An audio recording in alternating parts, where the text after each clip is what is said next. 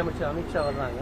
இந்த பயணத்தின் போது புதிய மாநில தலைவர் அறிவிப்பு இடம்பெறுவதற்கான வாய்ப்பு இருக்குதா? அதிமுகவோட சந்திப்பு நல்ல, அதாவது நம்முடைய மத்திய உள்துறை அமைச்சர் திரு அமித்ஷா அவர்கள் வருவது உறுதி. இன்னைக்கு சாயந்தரம் வர்றாங்க, 10:30 மணிக்கு வர்றாங்க. நாளை சாயங்காலம் வரைக்கும் இருக்காங்க, அது உறுதி. மற்றபடி எதுக்கு வந்திருக்கிறாங்க அப்படிங்கறதெல்லாம் நாளைக்கு நாங்க பத்திரிகை நண்பர்கள்ட்ட நாங்க சொல்றோம். அதிகாரப்பூர்வமாக நாளை உங்களை நாங்கள் சந்திக்கின்றோம், நாளைக்கு சொல்றோம். இது மாநில தலைவருடைய நிகழ்வுக்கும் அமித்ஷாஜி அவருடைய வருகைக்கும் சம்பந்தம் இல்லை. அவர்கள் வந்திருப்பது கட்சியினுடைய தலைவர்கள் எப்பவுமே சந்திப்பாங்க. பீகார் இதற்கு முன்பு ஒரு 4 நாட்களுக்கு முன்பு உள்துறை அமைச்சர் ஐயா அமித்ஷா அவர்கள் பீகார்ல இருந்தாங்க. கூட்டணி கட்சி தலைவர்கள்லாம் சந்திச்சாங்க. அரசியல் நிலவரம் எப்படி இருக்கு, என்ன நடக்குது அப்படிங்கறதெல்லாம் கேட்டு தெரிஞ்சுக்கிட்டாங்க. இன்னைக்கு தமிழகத்திலும் அதே போன்ற ஒரு பயணமாகத்தான் நீங்க பார்க்கணும். முறைப்படி நாங்க நாளைக்கு உங்களை பத்திரிகை நண்பர்களை கட்சியின் சார்பாக நாங்கள் சந்திக்கும் பொழுது உங்கள் கேள்விகளுக்கு இது சம்பந்தமாக நாங்கள் பதிலளிக்கின்றோம். தமிழக முதலமைச்சர் நீட் தொடர்பாக அனைத்து கட்சி கூட்டம் நடத்துறாங்க. தொடர்ச்சியா சட்டப்பூர்வம் நடத்தினா நீட்ல இருந்து தமிழகம் விலக்கு பெறும் அப்படின்னு சொல்லிட்டு தீர்மானம் நிறைவேற்றிருக்காங்க.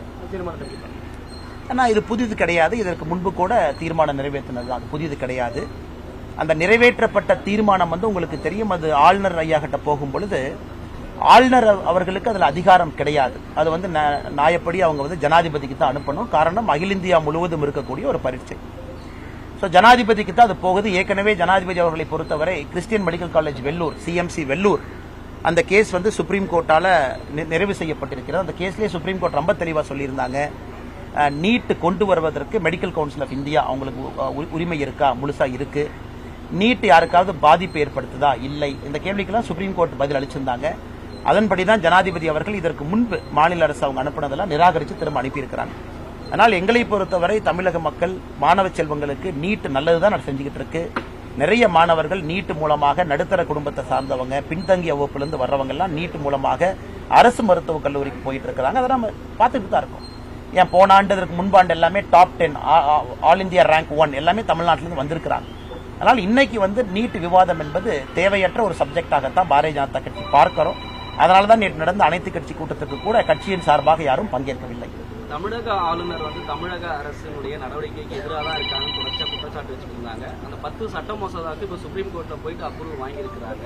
இது ஆளுநருடைய அவருடைய செயல்பாடுகளை இன்னும் கடுமையா அது பின்னடைவுன்னு நான் பாக்கலீங்கன்னா. குறிப்பாக ஆளுநரை பொறுத்தவரை இந்தியாவில் பல முக்கியமான தீர்ப்புகள் ஆளுநருடைய பதவியை பொறுத்து, அமைப்பு பொறுத்து, ஒரு கான்ஸ்டிடியூஷனல் டெமோக்ராட்டிக் ரிப்பப்ளிக்ல பல முக்கியமான தீர்ப்புகள் வேறு காலகட்டத்தில் வந்திருக்கு.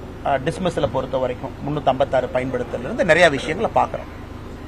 நேற்று உச்சநீதிமன்றத்தினுடைய தீர்ப்பும் ஒரு முக்கியமான தீர்ப்பு தான். அதை நம்ம ஏத்துக்கல அப்படிங்கிறது ரெண்டாவது.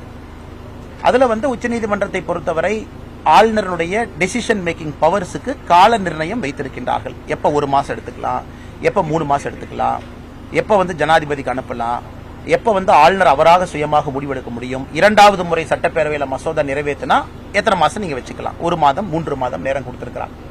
அதனால எப்பொழுதுமே உச்சநீதிமன்றம் சொல்லக்கூடிய ஒரு தீர்ப்புக்கு நம்ம தலை வணங்கித்தான் ஆகணும். நம்ம நாட்டினுடைய அடிப்படை அது. அது மட்டும் இல்லாம உச்சநீதிமன்றம் நேற்று தன்னுடைய ஸ்பெஷல் பவர்ஸ், உச்சநீதிமன்றத்துக்குன்னு சில ஸ்பெஷல் பவர்ஸ் கான்ஸ்டிடியூஷன்ல இருக்கு. அந்த பவர்ஸை பயன்படுத்தி 10 மசோதாக்கள் ஆளுநர்கிட்ட என்ன இருந்துச்சோ அந்த 10ம் பாஸ் ஆனதாக உச்சநீதிமன்றம் எடுத்துக்கொண்டதாக அறிவிச்சிருக்கிறாங்க.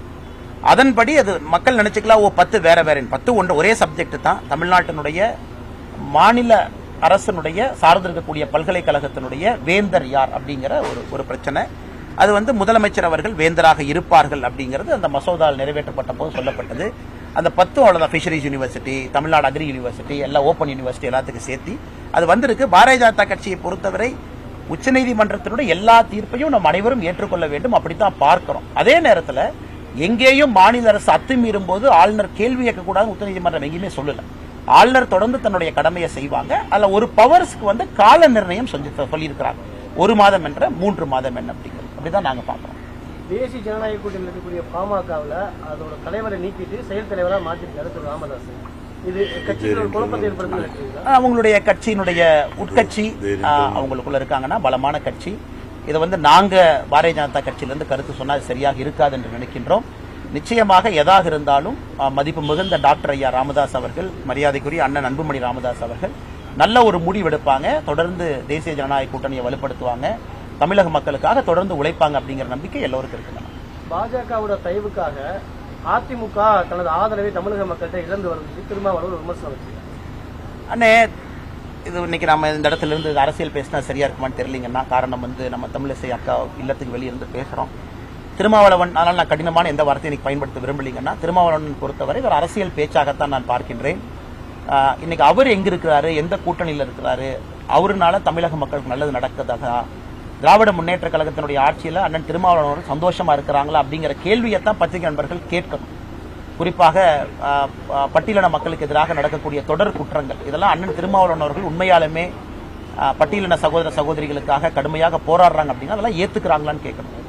அதை விட்டு மத்த கட்சியை பத்தி, அவங்க கூட்டணி எப்படி இருக்கணும் அப்படிங்கறத பத்தி அதிகமா கவலைப்படுற மாதிரி இருக்கு. ஊட்டியிலிருந்து முதலமைச்சர் கவலைப்படுறாரு, அண்ணன் திருமாவளவன் கவலைப்படுறாங்கன்னா அவர்களுக்கு பயம் இப்போதே வந்ததாக நாங்கள் பார்க்கிறோம். தமிழக பாஜக தலைவர் மாற்றம் இருக்குமா? எந்த தேதி? டெல்லி அண்ணா இல்லைங்கண்ணா, நான் ஏற்கனவே சொல்லியிருக்கிறேங்கன்னா புதிதாக எந்த கருத்தையும் சொல்ல விரும்பல. நாளை உங்களுக்கு அதிகாரப்பூர்வமாக பேசுறோம். கட்சியிலிருந்து நாம சந்திப்பு நடத்தணும் உங்ககிட்ட. எதற்கு அமித்ஷாஜி வந்திருக்கிறாங்க, என்ன சந்திக்கிறாங்க எல்லாம் நாளைக்கு நாங்க பேசும்போது கேள்விகள் கேளுங்கன்னா பதில் சொல்றோம். செய்திகளை உடனுக்குடன் தெரிந்து கொள்ள உடனே சப்ஸ்கிரைப் பண்ணுங்க.